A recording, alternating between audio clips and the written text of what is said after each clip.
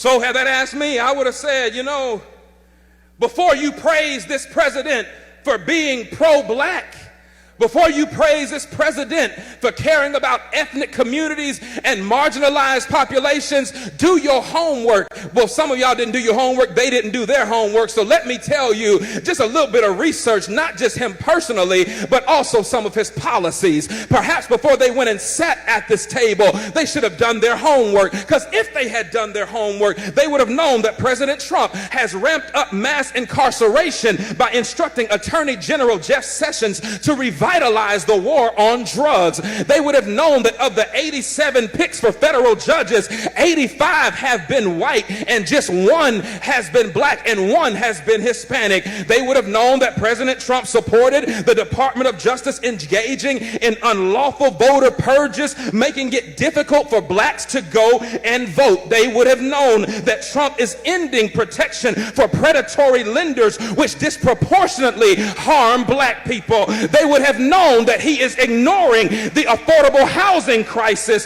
by ordering HUD to triple the rents of poor tenants in public housing, which mostly affect black people. Do your homework. They would have known that he is proposing cutting $200 billion over the next 10 years from supplemental nutrition assistance programs that will bring more hunger in black and brown communities. They would have known that Trump is worsening the health of black communities through environmental deregulation, which disproportionately harms black people through exposure to pollution. Now, that's just a few on the policy side, but you don't have to go too far to ask what about him personally would make me know that he is not pro-black. I'm glad you asked, because in 1970, Trump's real estate company tried to avoid renting apartments to black tenants and gave preferential treatment to white tenants. He began his 2016 presidential campaign with a speech disparaging Mexican immigrants as criminals and rapists. Y'all remember that? In 2016, he said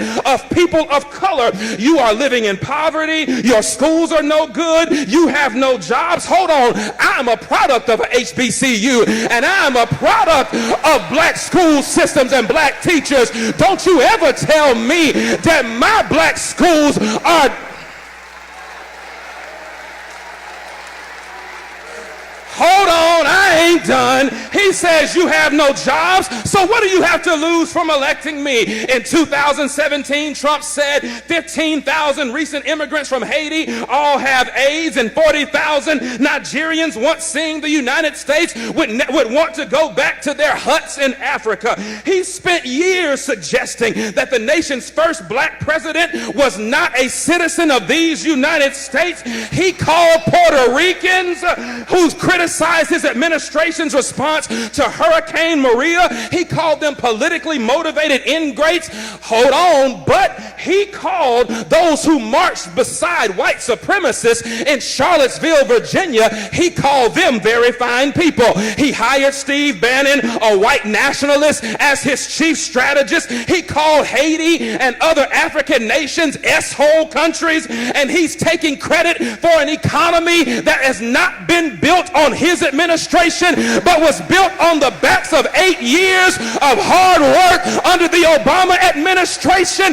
Negroes, please, don't you come up in here talking about this is the most pro-black president that you have ever seen when the record suggests that he cares nothing about people of color.